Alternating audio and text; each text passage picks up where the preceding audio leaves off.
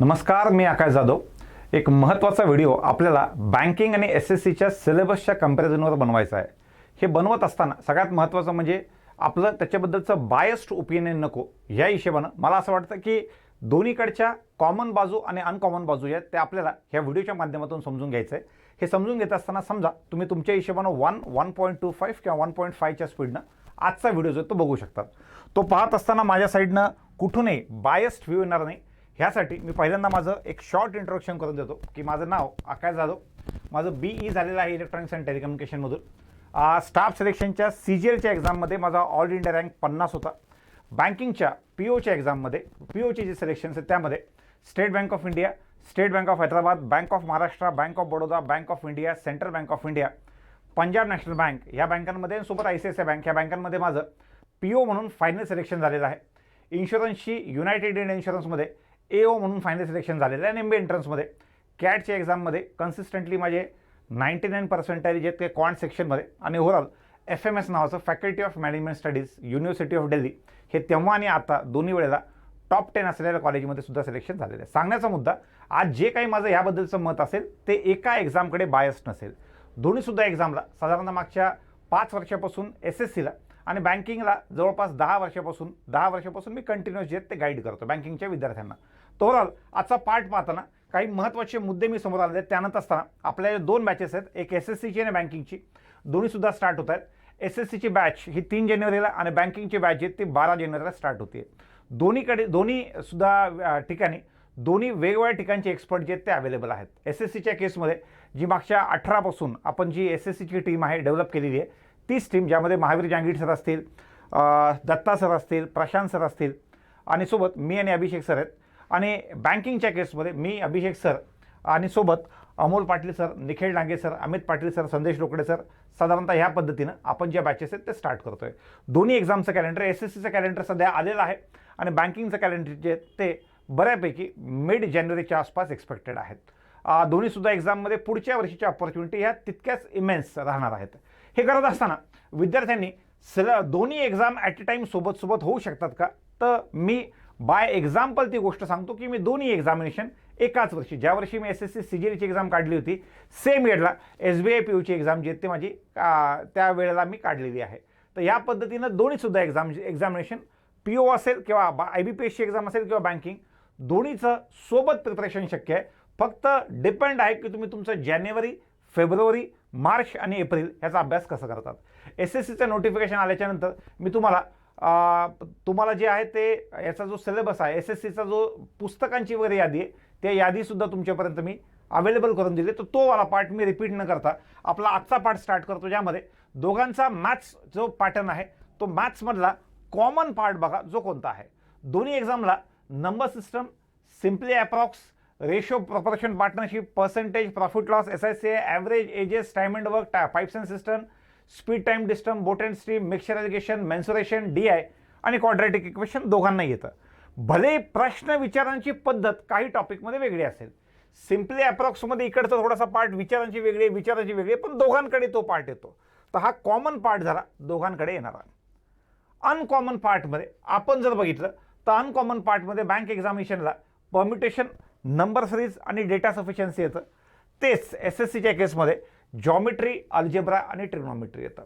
Issue असा आहे की 10वीच्या नंतर आपण या पार्टला हात लावलेला नाही आहे म्हणून आपल्याला हे अवघड वाटतं. पण दोघांचाही एकदम अनबायस्ड ओपिनियन द्यायचं असेल या घडीला डिफिकल्टी लेवलची, आणि नॉट नेसेसरी की मी 10 वर्षाआधी एक्झाम दिलेले आहेत, सध्याही मी ह्या एक्झामचे पेपर, दोन्ही एक्झामचे पेपर खूप व्यवस्थितपणे निहाळतो. ते पाहताना सध्याच्या बँकिंगची difficulty level is way above क्वांटच्या केसमध्ये मी बोलतोय ही SSCची लेवल. सर आम्ही 10वीच्या नंतर आमच्या ह्या पार्टला आमचा तेवढा जास्त आजपर्यंत टच झालेला नाही आहे, तर हा वाला पार्ट आम्हाला किती दिवसामध्ये कव्हर करता येईल? मला असं वाटतं की 1.5 ते 2 महिन्याचा व्यवस्थित कॉन्स्टंट फोकस जो आहे तो तुम्हाला जॉमेट्री, अल्जेब्रा आणि ट्रिग्नॉमेट्रीसाठी सफिशियंट आहे. तर या पद्धतीनं तुमचं प्रिपरेशनचा जो पार्ट आहे तो होऊ शकतो. आणि इकडचा जो पार्ट आहे तो बऱ्यापैकी विद्यार्थी जे तर व्हिडिओ पाहणारे मी ॲज्युम करतो की बँक एक्झाम्स करणार आहेत, तर हा वाला पार्ट किंवा हा वाला जॉमेट्री, अल्जेब्रा आणि ट्रिग्नॉमेट्री हा दोघांमधला डिफरन्स आहे, जो एखादी बँकिंगची तयारी करणारे विद्यार्थी एक साधारणतः त्याच्या पुढचे 1.5 ते 2 महिने जर त्याने इकडे व्यवस्थित इन्व्हेस्ट केले तर निश्चितच तो पुढे जाऊ शकतो. आता आपण येऊयात बघा रिझनिंगवाल्या पार्टवर, की रिझनिंगचं आपण कंपॅरिझन जे ते करूयात. रिझनिंगमध्ये आपण जर बघितलं तर दोन्हीकडे सुद्धा alpha number series, ranking, direction, coding decoding, blood relation, सिलो, sitting arrangement, puzzle, statement assumption, statement conclusion हा वाला पार्ट दोघांकडे सेम येतो. पण दोघांच्या डिफिकल्टी लेवलवर पण मी पुढे बोलतो हा सेम आहे. आणि जो सेम नसलेला पार्ट आहे तो inequality, input output, data sufficiency, decision making, cause and effect, course of action हा वाला आहे. आणि या side dice and cube, odd one out, mirror, water images, Venn diagram, counting of fingers, paper cut, folding, embedded figures, calendar वाला part आहे, clocks and calendar हा वाला part SSCच्या रिझनिंगला जो आहे तो येतो. आता जर दोघांच्या डिफिकल्टी लेवलमध्ये मी तुलना करायचा प्रयत्न केला, या घडीला एखादी बँकेतली क्लरिकलची एक्झाम जरी पकडलं आणि त्यातलं रिझनिंग पकडलं तर मी म्हणेल की या SSCच्या रिझनिंगपेक्षा कमीत कमी 5 पट अवघड डिफिकल्टी लेवल जे ती बँक एक्झामच्या रिझनिंगची या घडीला आहे. तुम्हाला कट ऑफहून सुद्धा आयडिया लागेल की जे कट ऑफ वेगवेगळ्या एक्झाममध्ये लागतात किंवा विद्यार्थी ज्या पद्धतीने मार्क्स घेतात त्या हिशोबाने तुम्हाला आयडिया येऊन जाईल. एखादी CJLची मेन्स एक्झाम असेल तर विद्यार्थी कम्फर्टेबली सांगतो मी मॅथ्समध्ये 200 पैकी 160, 170, 180 मध्ये, तेच 200 पैकी 160, 170, 180. जर SSCच्या इंग्लिशमध्ये मेन्समध्ये बघायला गेलं 200 पैकी 170, 180, 190 तिथपर्यंत पोहोचतो. तेच एखादी IBPS PO किंवा SBI POची एक्झाम असेल तिथला जो कट ऑफ आहे हा 200 नाही, 250 आणि 250. IBPS PO म्हणलं 250, SBI PO म्हणलं 250, 250 किंवा 250 ह्याच्यापैकी लागणारा कट ऑफ हा 60, 70, 80 किंवा कधी कधी 50 पर्यंत कट ऑफ, हा 50 ते 70च्या मधला कट ऑफ जो आहे तो इकडे अवेलेबल ह्या पद्धतीनं असतो की तुमच्या दिलेल्या परीक्षेच्या 250 पैकी लिटरली 20 आणि 25% कट ऑफ हा बँक एक्झामचा लागतो. हा दोघांच्या डिफिकल्टी लेवलमधला फरक. आपण अजून पुढे येऊयात, इंग्लिशबद्दल बघूयात. इंग्लिशच्या केसमध्ये बऱ्यापैकी दोन्ही सुद्धा पार्ट जे ते सेमच आहेत. मी काय सांगतोय, सिलेबस सेम आहे, प्रश्न विचारांची पद्धत वेगळी आहे. तर त्यामुळं सिमिलर पॅटर्नमध्ये टेन्स आहे, व्हॉइस आहे, नरेशन आहे, सब्जेक्ट वर्क ॲग्रीमेंट आहे, articles, noun, pronoun, adjective, verb, adverb, preposition, conjunction हा ग्रॅमॅटिकल पार्ट हा दोघांनाही सेम आहे. प्रश्न विचारांच्या पार्टमध्ये तुम्ही जर बघितलं तर conditional sentence, error, miscellaneous, reading comprehension, cloze test, fillers. आता त्या ग्रामरच्या बेसिसवर पुढे वर्ड स्वॅपवाला पार्ट आला, सेंटेन्स रिअरेंजमेंट, इम्प्रूव्हमेंट, एरर्सवाला पार्ट फाइंड करणं. हा पार्ट कमी अधिक प्रमाणात दोघांकडे. फक्त ह्यांचं जे ओरिएंटेशन आहे हे रिडिंगकडे झुकतं आहे आणि ह्यांचं जे ओरिएंटेशन आहे हे बऱ्यापैकी ग्रॅमॅटिकल पार्टकडे झुकतं आहे. पण सिलेबसचा बेस जो आहे तो सारखा आहे. तर मी इंग्लिशमध्ये किंवा इंग्लिशच्या डिफिकल्टी लेवलमध्ये विशेष फरक मला वाटत नाही. दोघांची इंग्लिश ह्या घडीला मला सोपी वाटते. मी मेन्स एक्झामबद्दल बोलतोय, बँक एक्झामिनेशन मेन्स आणि SSC आणि प्री मेन्स ह्या दोघांची डिफिकल्टी लेवल ह्या घडीला एकाच लेवलला आहे. फक्त प्रश्न विचारण्याचं ओरिएंटेशन दोघांचं वेगळं आहे. आपण तर त्यामुळे दोघांची जी डिफिकल्टी लेवल सेम आहे. आपण पुढे GKच्या पार्टवर आलो, GAवर आलो तर दोघांमध्ये करंट अफेअर्स आहे, स्टॅटिक GK आहे. फिनान्शियल अवेअरन्सचे क्वेश्चन जास्त येतात, इकडे इकॉनॉमीवाले क्वेश्चन जास्त येतात. करंट अफेअर्स आहे, स्टॅटिक GK आहे. इकॉनॉमीचं वेटेज कमी असतं पण असतं, तिकडे फिनान्शियल किंवा बँकिंगवरचं वेटेज जास्त असतं. त्यानंतर इकडच्या डिफरंट पॅटर्नमध्ये इकडे बँकिंगचे क्वेश्चन जास्त येतात आणि या साईडला सायन्स, हिस्ट्री, जिओग्राफी आणि पॉलिटी या पद्धतीनं हा दोघांचा डिफरंट सिलेबस आहे. मी कॉमन सुद्धा पार्ट तुमच्यासमोर ठेवला आहे आणि अनकॉमन पार्ट किंवा डिफरंट जो सिलेबस आहे तो सुद्धा तुमच्यासमोर ठेवलेला आहे. तर इथे मी क्वांटबद्दल किंवा मॅथमॅटिक्सबद्दल सांगितल्याच्या नंतर रिझनिंगबद्दल सांगत असताना कंप्लीट SSCचं रिझनिंग मला असं वाटतं एक रोजचा 2-2.5 तास देऊन 1.5 महिन्यामध्ये 2-1 तासाच्या आसपास वेळ जर रिझनिंगला दिला तर 1.5 महिन्यात SSCचं रिझनिंग एकदम व्यवस्थित संपतं. जे 25 क्वेश्चन 50 मार्क प्रीसाठी येतात तुम्ही कम्फर्टेबली त्याच्यामध्ये तेवढा अभ्यास करून, कमी अभ्यास करून म्हणतोय की त्या 50 मार्कापैकी 35 ते 40 मार्क हा कमी अभ्यास करून आणि ठीकठाक आणि चांगला अभ्यास केला तर 40 ते 50च्या ब्रॅकेटमध्ये पोहोचता येतं. तर या पद्धतीनं SSCच्या रिझनिंगबद्दल. इंग्लिशवाला पार्ट जो आहे इंग्लिशचा दोघांचा बेस समान आहे. त्यामुळं मला असं वाटतं की फक्त तुम्हाला तुमचं अभ्यासाचं ओरिएंटेशन दोन्ही पद्धतीनं एक्झामच्या हिशोबानं बदलावं लागेल. आणि GKमध्ये हा दोघांमध्ये सुद्धा विचित्र क्वेश्चन विचारायचा पॅटर्न हा पहिल्यापासून आहे. त्यामुळे दोघांची डिफिकल्टी लेवल जी ते इंग्लिशच्या केसमध्ये GKच्या केसमध्ये ही वाढलेली आहे. दोघांमध्ये मिळणारे जे मार्क आहेत जसं तुम्ही SSCच्या GKमध्ये बघितलं तर SSCच्या GKमध्ये फायनल सिलेक्शनसाठी कुठतरी विद्यार्थी 50 पैकी 20, 25, 30 मार्कांपर्यंत खुश असतो.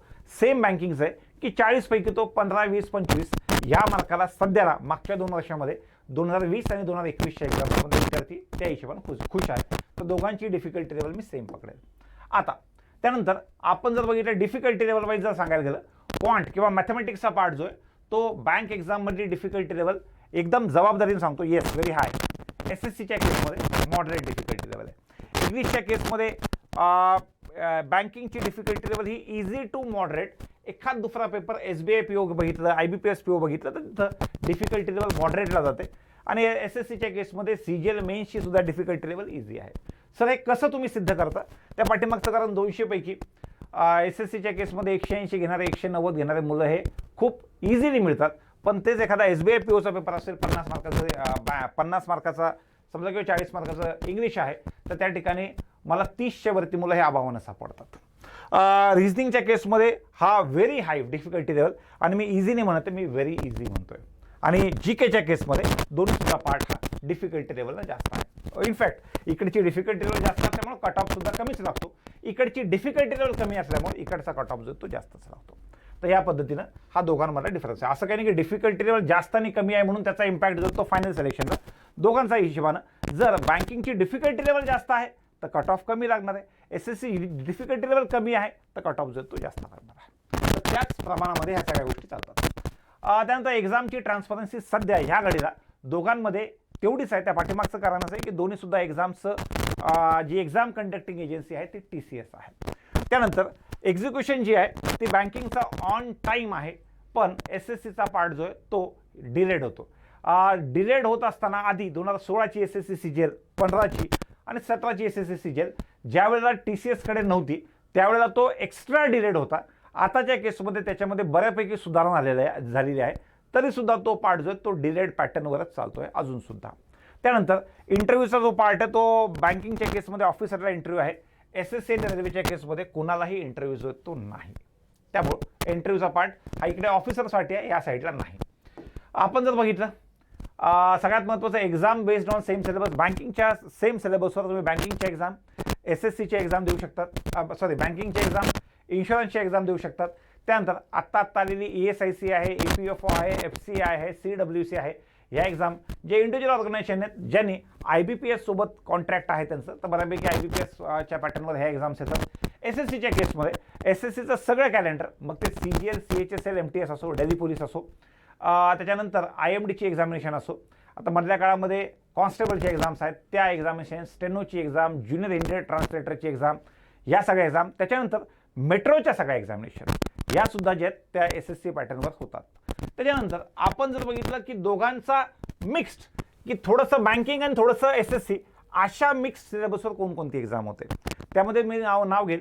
फूड सेफ्टीची एक्झाम आहे, KVIC खादी विलेज इंडस्ट्रीज कमिशनची एक्झाम आहे, CBSEची एक्झाम आहे. ह्या तत्सम जितक्या काही एक्झाम्स आहेत त्या सगळ्या ह्या दोघांच्या ब्लेंडपासून एक्झाम्स जे आहेत ते बनतात. त्यानंतर वर्कलोड जे आहेत त्या बँकच्या केसमध्ये खूप जास्त आहे आणि SSCच्या ऑलमोस्ट बऱ्यापैकी जॉबला जो आहे तो वर्कलोड कम्पॅरेटिव्हली खूप कमी आहे.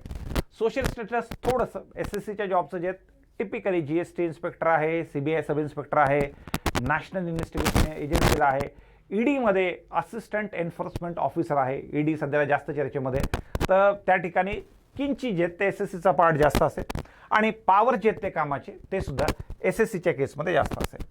महाराष्ट्र पोस्टिंग दोन्ही केसमध्ये सहजासहजी मिळते. त्या पाठीमागचं कारण महाराष्ट्रातून किंवा मुंबईतून होणारे जे टॅक्स कलेक्शन आहेत ते भारताच्या समथिंग मी ऐकलं 40% आसपास पडतं. तर त्यामुळं मुंबई, पुणे आणि नागपूर हे इन्कम टॅक्सचे 3 जे आहेत ते वेगवेगळे डिव्हिजन्स आहेत. त्यामुळं दोघांच्याही केसमध्ये महाराष्ट्र पोस्टिंग सहज मिळते. समजा बाहेर जरी मिळाली, जसं बँकिंगच्या केसमध्ये SOमध्ये बाहेर मिळाली किंवा आता यावर्षी PO नाही त्यांनी बाहेर टाकलेलं आहे, पण काही वर्षांनी ते महाराष्ट्रात येतात. सेम अबाउट SSC सुद्धा. त्याच्यानंतर प्रमोशनचा जो पार्ट आहे तो बँकिंगच्या केसमध्ये SSCपेक्षा खूप फास्ट आहे. बँकिंगच्या केसमध्ये साधारणतः 5-1 वर्षाला प्रमोशन तुम्हाला मिळतात. SSCच्या केसमध्ये काही डिपार्टमेंट जे ते इन्कम टॅक्ससारखे जे इन्कम टॅक्स इन्स्पेक्टरपासून इन्कम टॅक्स ऑफिसर आणि तिथून पुढे असिस्टंट कमिशनर ते 5-6 वर्षाला देतात. पण कम्पॅरेटिव्हली SSC जी आहेत ती बँकिंग जी आहेत ती SSCच्या बँकिंग जी आहेत ती प्रमोशनच्या केसमध्ये पुढे आहे.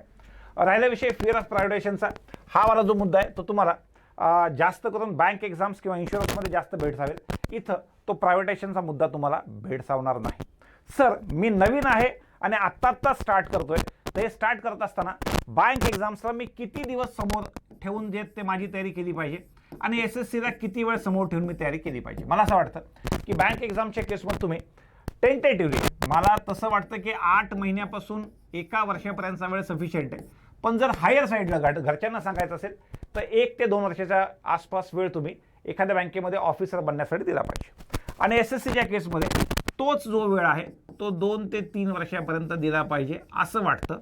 पण सध्या पुढच्या वर्षी NRE-CET लागू होणार असल्यामुळं SSCची जी एक्झाम आहे ती ह्या वर्षी फास्ट होईल. मी ज्या वर्षी SSC दिली होती त्या वर्षी फॉर्म भरण्याच्या डेटपासून ते जवळपास 16 महिन्यामध्ये आमच्या घरी जे ते DOPT डिपार्टमेंट ऑफ पर्सनल ट्रेनिंगचा जो आपलं घरी जर लेटर होतं त्याच्यामध्ये जॉईनिंगच्या ऑर्डर्स होत्या आमच्या, तर 15-16 महिन्यामध्ये तो पाठ झाला होता. आणि मला यावर्षी स्ट्रॉंगली अपेक्षा आहे की सगळा SSCचा कॅलेंडर, कारण की 2000 ते ऑलरेडी पाठीमागे चाललेले आहेत, 22मध्ये ते 21च्या एक्झाम्स घेतात, तर त्यामुळं त्यांचा जो पार्ट आहे तो मी मॅक्सिमम साईडला लिहिलेला आहे. पण सध्याच्या घडीला हे सुद्धा 1 to 2 इयरमध्ये पॉसिबल आहे आणि हे सुद्धा 1 to 2 इयरमध्ये पॉसिबल आहे. याही वर्षी पॉसिबल आहे. आणि यावर्षी सगळ्या एक्झाम त्यांना मागच्या 21च्या एक्झाम कोविडमुळे राहिलेले एक्झाम जे ते यावर्षी पटापट कम्प्लीट करायचे. त्याच्यानंतर दोघांमध्ये बघायला गेलं तर बँक एक्झामच्या केसमध्ये पेपर्स बाहेर येत नाहीत, फ्री असतो की मेन्स असतो. त्याच्यानंतर तुम्ही कोणतं उत्तर टिक केलं तर त्यांच्याकडे असतं. त्याच्यानंतर त्याच्यामध्ये RTI सुद्धा टाकता येत नाही आणि एखादा क्वेश्चन चुकलेला आहे हा क्वेश्चन सुद्धा रेज करता येत नाही. ह्याच्या कम्प्लिटली उलट की बँकिंगच्या केसमध्ये तुम्हाला रिलाय करावं लागतं मेमरी बेस्ड पेपरवर, की जे आठवते आणि प्रत्येकाचा मेमरी बेस्ड पेपर एकाच शिफ्टचा वेगवेगळा असतो. त्या उलट इथे जुने पेपर तुम्हाला अवेलेबल होतात जसेच्या तसे. त्याच्यानंतर तुम्हाला तुमचं उत्तर दिसतं, तुम्ही तुमचे मार्क्स काढू शकतात. त्याच्यानंतर मार्क्स काढल्याच्या नंतर तुम्ही जर बघितलं तर तुम्हाला एखाद्या क्वेश्चनमध्ये डाऊट असेल तर तो क्वेश्चन सुद्धा तुम्ही रेज करू शकता. ओव्हरऑल हा वाला पार्ट आला की त्याच्यामुळं तो जो पार्ट आहे थोडासा डिले होणारच. तर त्यामुळं इकडे तुम्हाला प्रिव्हियस इयर्सचे पेपर जे आहेत ते अवेलेबल असतील. इथे तुम्हाला बँक एक्झामच्या केसमध्ये मेमरी बेस्ड पेपर अवेलेबल असतील, प्रिव्हियस पेपर नाही. अजून एक्झाममध्ये होतं कसं की सध्याला बँक एक्झाम्समध्ये एकदा झालेला क्वेश्चन पुन्हा रिपीट शक्यतो होत नाही. पण SSCच्या केसमध्ये साधारणतः मागच्या 10 वर्षाचे पेपर्स जर तुम्ही CGL, CHSL, MTS, कॉन्स्टेबल हे मागच्या 10 वर्षातले पेपर जर व्यवस्थित सोडून काढले, जे की अवेलेबल आहेत, जे जर तुम्ही सोडवले तर बऱ्यापैकी पुढच्या तुम्ही जी कोणती एक्झाम देणार आहेत त्यामध्ये तुम्हाला क्वेश्चनचं रिपिटेशन दिसेल. इनफॅक्ट GK मध्ये सुद्धा SSCच्या रिपिटेशन दिसेल.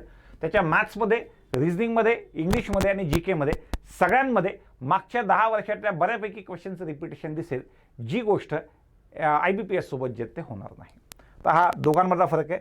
आणि समजा उद्या चालून NRE-CET लागू झाली तर लागू म्हणजे 2022ला झाली एंडला किंवा 23ला झाली, 24ला झाली, ज्याही वेळेला लागू झाल्याच्या नंतर किंचित SSCच्या मुलांना त्याचा ॲडव्हान्टेज आहेत ते बँकिंगपेक्षाही जास्त असणार आहे. तर ओव्हरऑल हा एक पार्ट महत्त्वाचा मला सांगायचा होता. दोन्ही पार्टमध्ये काम करायचं असल्यामुळं मला असं वाटतं की दोघांकडचे पॉझिटिव्ज आणि दोघांकडचे निगेटिव्ह जे आहेत ते तुमच्यापर्यंत पोहोचणं जे ते आवश्यक होतं. मग ह्या प्रत्येक गोष्ट, प्रमोशनची स्पीड असेल, ट्रान्सपरन्सी असेल, प्रायव्हेटायझेशनची भीती असेल, ह्या सगळ्या गोष्टी जे ते पोहोचणं आवश्यक होतं. त्यानंतर आता तुमच्यापैकी हे पाहत असताना काही लोक जे ते आधी बँकिंग करायचे त्यांना आता SSC करायचं आहे. तर हा जो वेळ आहे जॅन, फेब, मार्च, एप्रिल त्यांच्यासाठी हा वेळ जेन्युइनली चांगला आहे.